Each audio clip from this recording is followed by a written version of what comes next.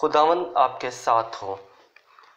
आज 6 अक्टूबर सन 2019 की सुबह की दुआ और चाय की प्याली में आपको खुशामदीद।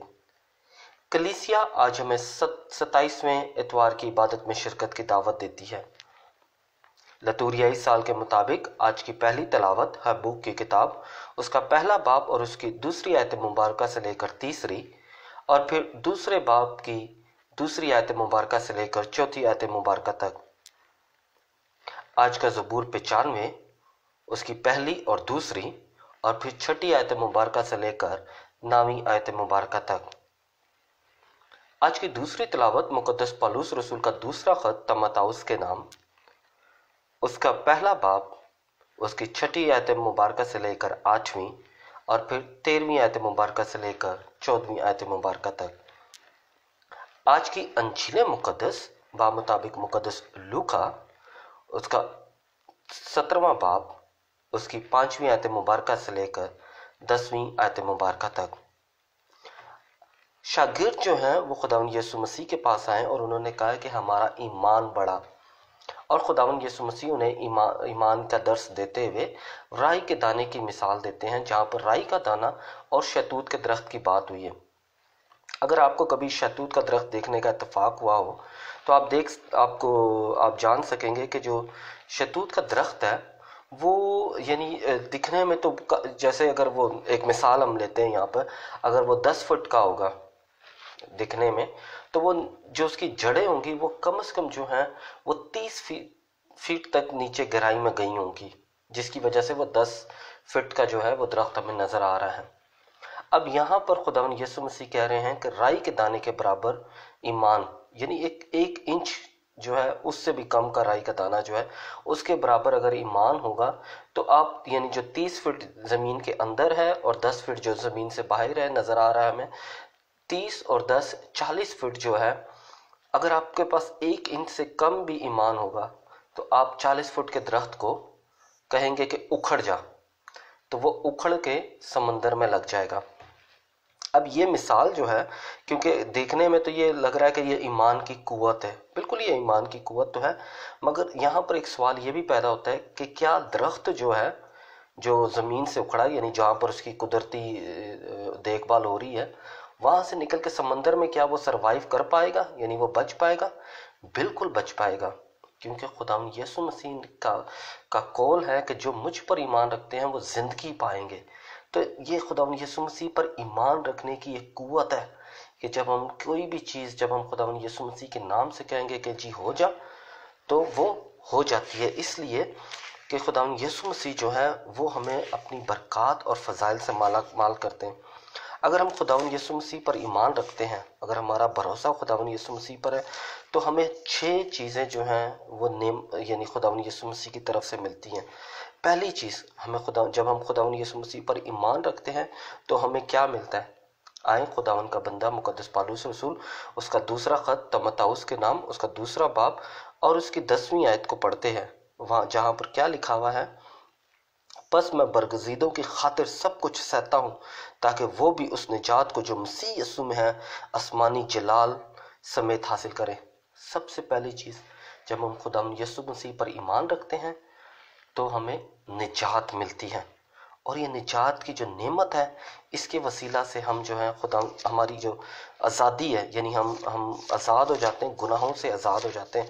अगर आप खुदा के बंदे मुक़द्दस पौलुस रसूल का ख़त गलातियों के नाम उसका 2 बाब और उसकी चौथी आयत को पढ़ें, तो जहाँ पर लिखा हुआ है, उन चोरी से घुसते हुए झूठे भाइयों के सबब से छुप कर इसलिए दाखिल हुए कि उस आज़ादी की घात में लगे जो मसीह यीशु में हमें हासिल है, ताकि हम गुलामी में लाएं। यानी वो जो खुद साख्ता पास्टर हजरात हैं जो छुप के दाखिल हो गए हैं कि हमें दोबारा गुलामी की तरफ ले जाएं, क्योंकि हम जब यीशु में होते हैं, जब हम यीशु मसीह पर ईमान रखते हैं तो हम आज़ाद होते हैं, और जब हम आज़ाद होते हैं तो खुदावंद यीशु मसीह हमें निजात देता है। फिर अगर हम गलातियों के नाम ख़त उसका 3 बाब और उसकी 23वीं आयत को पढ़ें, जहाँ पर लिखा हुआ है, लेकिन ईमान के आने से पेशतर हम शरीयत की निगहबानी में कैद थे जब तक कि ईमान ज़ाहिर ना हुआ।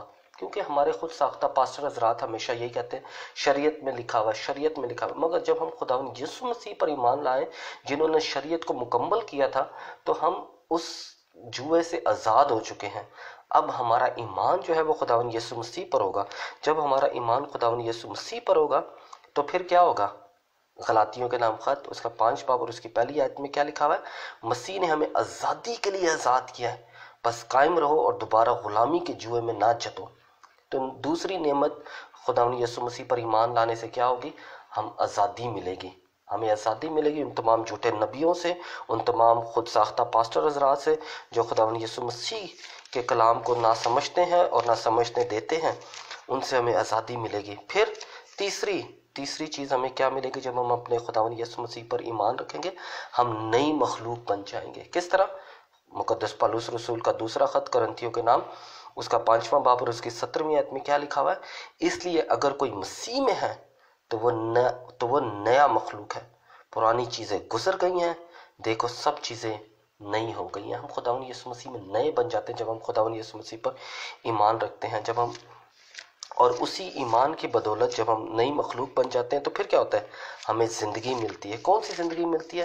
جو ہم رومیوں کے نام خط اس کا 6 باب اور اس کی 11ویں آیت میں ہم کیا پڑھتے ہیں وہاں پہ؟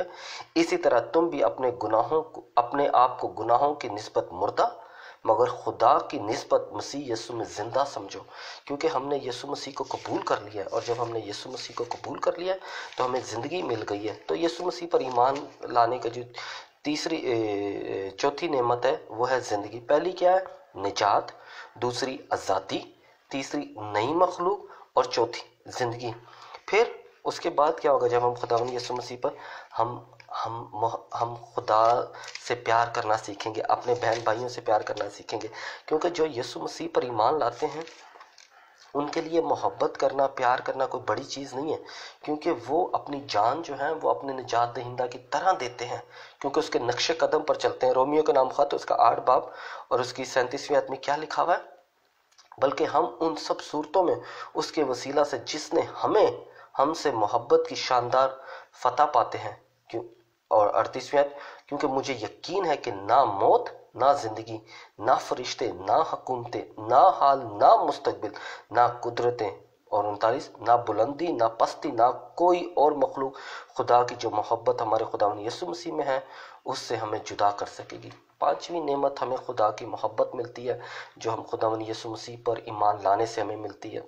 6، ہم خدا کے ایلچی بن جاتے ہیں۔ جب ہم خداوند یسوع مسیح پر ایمان رکھتے ہیں تو خداوند یسوع مسیح ہمیں چنتا ہے۔ کس لیے چنتا ہے؟ کہ ہم اس کے نام کی منادی کر سکیں، اس کے نام کا پرچار کر سکیں، کیونکہ اس نے ہمیں چنا ہے۔ جب اس نے ہمیں چنا ہے تو وہ ہمیں بھیجے گا بھی۔ کس لیے بھیجے گا؟ اپنے نام کی خاطر بھیجے گا۔ کیا لکھا ہوا ہے وہاں پر افسیوں کے نام خط اس کا 2 باب اور اس کی 10ویں آیت میں؟ کیونکہ ہم اس کی کاراگری ہیں اور مسیح یسوع میں نیک اعمال کے واسطے پیدا کیے گئے ہیں جنہیں خدا نے پہلے سے تیار کیا ہوا ہے کہ ہم ان پر چلیں۔ ہم خداوند کی کاراگری ہیں، ہم اس کے ایلچی ہیں۔ جب ہم نے یسوع پر ایمان لایا ہے تو ہم نجات حاصل کریں گے، ہمیں آزادی مل جائے گی، ہم نئی مخلوق بن جائیں گے، ہم میں زندگی پیدا ہو جائے گی، ہم محبت کریں گے اور ہم ایلچی بن جائیں گے۔ آئیں اپنے خداوند پر پورے کامل بھروسے کے ساتھ وہی ایمان رکھیں جو رائی کے دانے کی طرح ہے، کہ ہم کوئی سی چیز کو بھی کہیں کہ خداوند یسوع مسیح کے نام سے ہو جا تو وہ ہو جاتی ہے۔ اور اس کے لیے ہم خداوند یسوع مسیح کا شکر کرتے ہیں کہ جب ہم دعا کرتے ہیں تو وہ ہماری دعا کو سنتا ہے، جب ہم اس سے التجا کرتے ہیں تو وہ ہماری التجا کو سنتا ہے، جب ہم اس کے آگے گڑ گڑاتے ہیں تو وہ ہماری سنتا ہے، جب ہم اسے پکارتے ہیں تو وہ موجود ہوتا ہے۔ زندہ کلام جو ہے وہ ہمارے درمیان موجود ہے، جب ہم اسے پڑھتے ہیں تو وہ ہماری رہنمائی کرتا ہے، جب ہم اسے محسوس کرتے ہیں تو وہ ہمارے درمیان ہوتا ہے۔ آئیں خداوند کا شکر کریں کہ اس نے ہمیں یہ ایمان کی قوت دی ہے کہ ہم نے ایمان کے وسیلہ سے یسوع مسیح کو قبول کیا اپنا نجات دہندہ، اور جب ہم نے یسوع مسیح کو قبول کیا تو یسوع مسیح ہماری دیکھ بھال کرے گا۔ خداوند آپ کو اور آپ کے گھرانے کو برکت دے جو ایمان کی قوت سے یسوع مسیح پر ایمان رکھتے ہیں کہ وہ ہر مشکل پریشانی کو دور کرے گا، اور خداوند یسوع مسیح جو ہے وہ آپ کے تمام گھرانے کو برکت دے گا۔ خداوند آپ کو اور آپ کے گھرانے کو بڑی برکت دے، باپ اور بیٹے اور روح القدس کے نام سے آمین۔